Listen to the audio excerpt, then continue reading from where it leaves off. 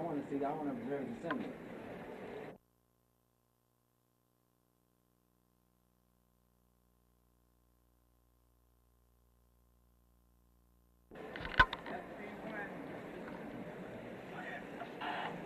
I have these Black Panthers up here with guns on the second floor. Check.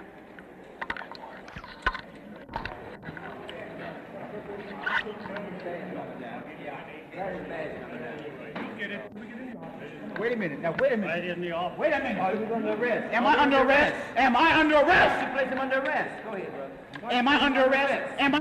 Take your hands off me if I'm not under arrest. Am I under I'm arrest? telling you to take your hands off me. Is he Take under your arrest? hands off me. Oh, I'm telling you, take.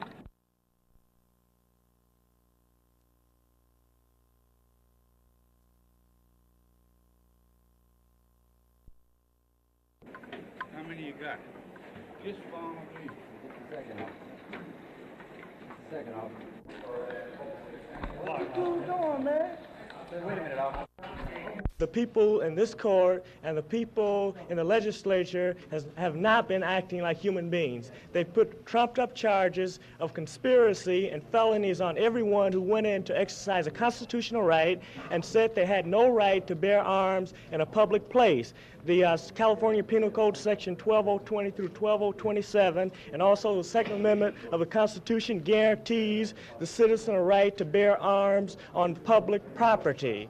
And the legislature, I talked to Mulford last night, and he said the legislature has made certain rules that are superior to the United States Constitution and also superior to the statutory law of California, and that is that they made a rule that no one could walk on their property with a weapon. I'm saying this is a bold contradiction, and also Mulford is alive. Now, everything yesterday.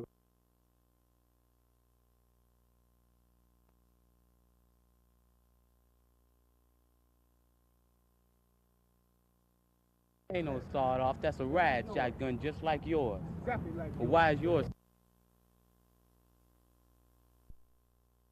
And the big stick. Black people have begged, prayed, petitioned for. And what are you doing removing people's property without due process of law? If I'm under arrest, I'll come. If I'm not, don't put your hands on me. Is this the way the racist government works? Don't let a man exercise his constitutional rights? If my sweater's ripped, you will get... I'd like to make a statement now with this respect. Statement of the Black Panther Party for self-defense on the Mulford Act now pending before the California legislature. The Black Panther Party for self-defense calls upon the American people in general and the black people in particular to take full note of the racist California legislature, which is now considering legislation aimed at keeping the black people disarmed and powerless at the very same time that racist police agencies throughout the country are intensifying the terror, brutality, murder, and repression of black people. At the same time that the American government is waging a racist war of genocide in Vietnam, the concentration camps in which Japanese Americans were interned during World War II are being renovated and expanded. Since America has historically reserved the most barbaric treatment for non-white people, we are forced to conclude that these concentration camps are being prepared for black people who are determined to gain their freedom by any means necessary. The enslavement of black people from the very beginning of this country, the genocide practiced on the American Indians, and the confining of the survivors on reservations, the savage lynching of thousands of black men and women, the dropping of atomic bombs on the Hiroshima and Nagasaki, and now the cowardly massacre in Vietnam. All the power structure of America has repression, genocide.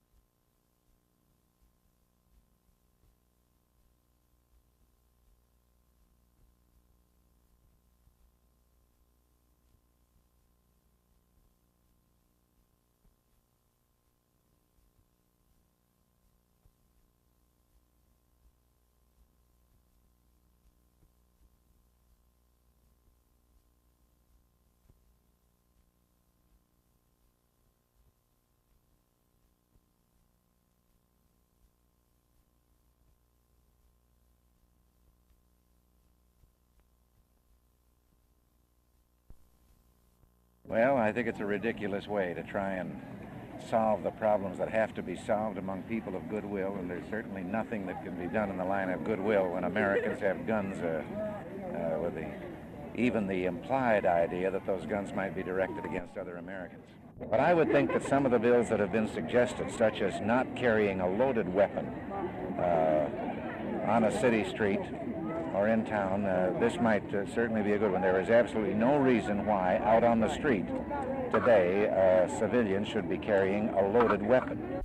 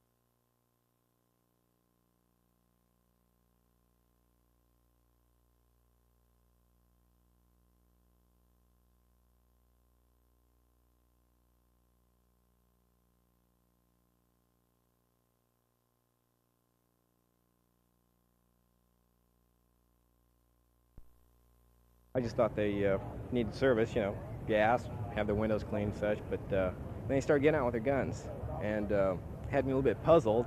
I didn't want to approach them. So one of them walked up to me and asked if he can have $2 worth of gas in his Pontiac over here. So I went ahead and put the gas in, and I noticed the guns were loaded, and they were just standing around. They didn't say anything. They just started, you know, tending to their windows and checking the oil. Then I looked across the street, and I saw one of the city police coming across with his motorcycle, and he had his eye on him. And it just seemed like everything broke loose. This place was swarming with city cops. Ours is legal. Yeah, well, that's legal too. If yours is legal, I don't see how y'all can be no better than us. You don't know the Constitution, right? Sure we do. We're well aware of the Constitution. You have no right to take my gun away from me. You break the Constitution life. Right. No, that's all. He's breaking the law for me and arrest him. I would like to have my gun back.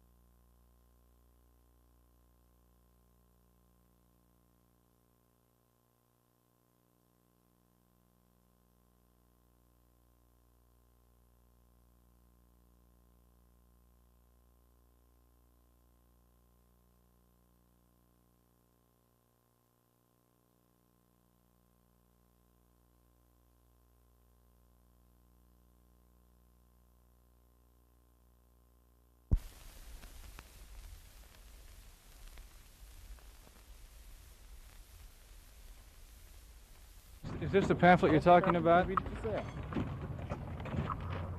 The pamphlet says that the Black Panther Party for Self-Defense calls on the American people in general to take careful note of the racist California legislature. Why do you believe the legislature is racist? Don't you know? You're a part of it, and you're obvious. It's a white system. It's not obvious to see where we at. So. What do you mean? Yeah. Well, just read the pamphlet and you'll see what we mean. You say to read your pamphlet. This is the pamphlet that the man presented me with. It's called A Statement of the Black Panther Party for Self-Defense on the Mulford Act, now pending before the California legislature. The Mulford Act would control the use of arms, especially loaded weapons, and would prohibit them. These men seem to have loaded weapons with them. The statement seems to indicate that these people feel that the black people have been enslaved throughout most of their lives, that the white society is responsible for this. And then they go on to say the Black Panther Party for Self-Defense believes that the time has come for black people to arm themselves against this terror, the terror of the white people presumably, before it is too late. And the pending Mulford Act brings the hour of doom one step nearer. Do you believe everything that's in that pamphlet? The pamphlet speaks for itself. Come on, your name. Come on, your name. All right, I'm not certain. All right, get over there. All right, don't let him go behind you.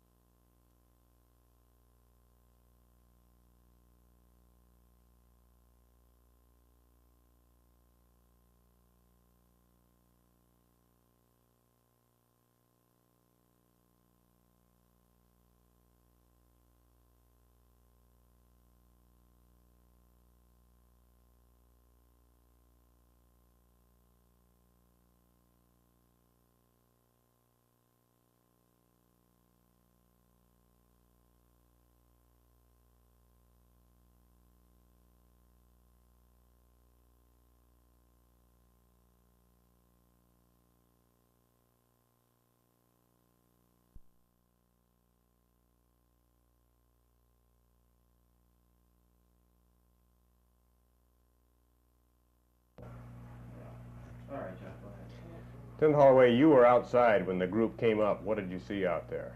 I was called down from the upper floors of the Capitol and went to the west entrance of the Capitol, and I saw a group of approximately 4 male Negroes, all carrying weapons of one sort or another, with a smaller group behind them. I stopped them as they came up the front steps of the Capitol, and I was handed a pamphlet by one of the members of the group.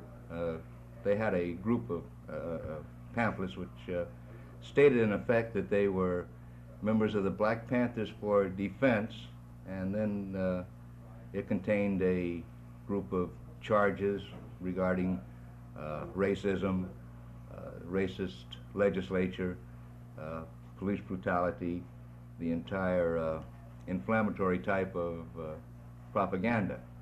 And I read that. They waited. They were, at that time, quiet, menacing with their revolvers, but they didn't do anything that was actually over it.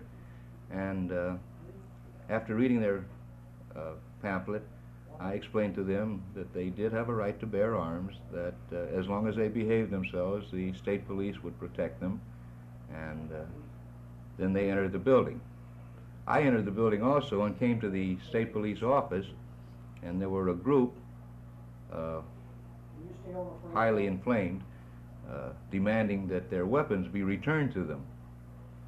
I then learned from some of the officers that a group had invaded, so to speak, the floor of the assembly, and our officers had removed them from the floor of the assembly, brought them to the state police headquarters here, and as a matter of safety, unloaded the weapons.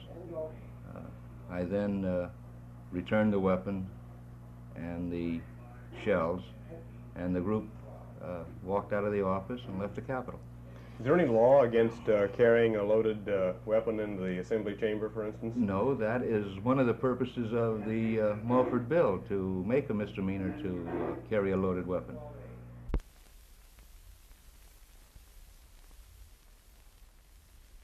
In the back of my mind, no.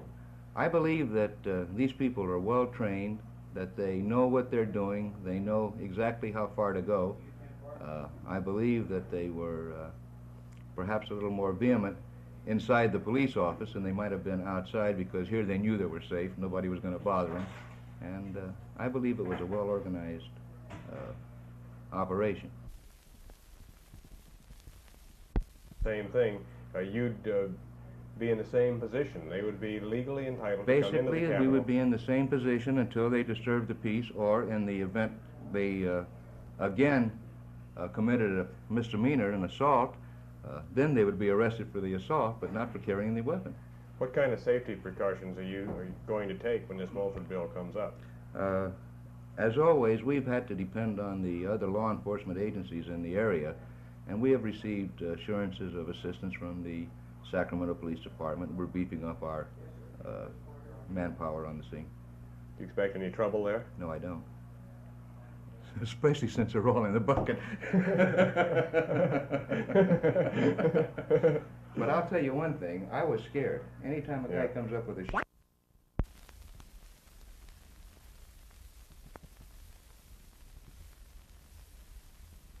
I was standing by the gate. As a rule, the fellas that come through, if they have a card, we let them in. Otherwise, we don't. But this bunch came just rushing through. No stopping at all. They knocked me away from the gate altogether. Did it knock you down? Yes, sir. And what happened then? Well, they went on into the chamber. Speaker Pro Tem asked me to clear the floor in the rear, and I went to the rear with all the cameramen were there from the news media, and told the people to leave. They had no right to be in there, and they indicated their constitutional right was being violated. And under our rules and regulations of the assembly, you're only permitted in the downstairs part of the assembly with a guest pass from a member, which they did not have. I understand they were removed from the chamber. Did you do this alone, or how many men helped you? Well, there was a couple of my men and one of the state policemen. What was your reaction and the reaction of the members of the assembly at that time? Well, I think it was one of complete surprise. We just couldn't realize what was going on, and I didn't really know until after they had been removed why they were there. They're there primarily, or they were there this morning, I guess, to protest a bill that Mr. Mulford from Alameda County is having before the Criminal Procedure Committee this afternoon. As you know, they are now being booked under Section 9051 of the Government Code, and evidently the district attorney here in Sacramento states that they violated the law by entering the chambers while the assembly was in session.